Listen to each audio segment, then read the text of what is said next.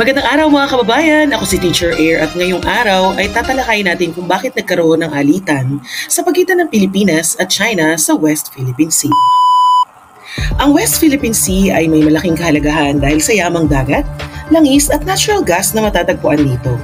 Ang sigalot ay nagsimula dahil sa magkakaibang pag-angkin ng teritoryo.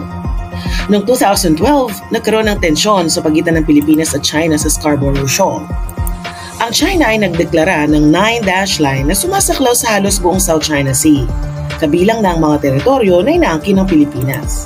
Samantala, noong 2016, nagtagumpay ang Pilipinas sa International Arbitration Tribunal sa The Hague na nagpasya na ang pag-angkin ng China sa 9-dash line ay walang basihan sa ilalim ng international law.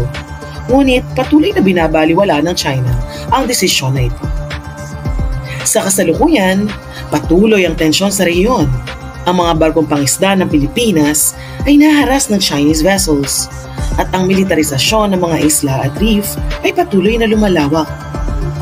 Ang pamahalaan ng Pilipinas ay patuloy na naninindigan para sa karapatan nito sa West Philippine Sea. Ayon kay Defense Secretary Gilbert Chodoro, ang Pilipinas ay patuloy na magtutulak para sa mapayapang resolusyon ng alitan. Maraming salamat sa inyong panonood. Huwag kalimutang mag-subscribe para sa iba pang makabuluhang kaalaman tungkol sa ating kasaysayan at kasalukuyan.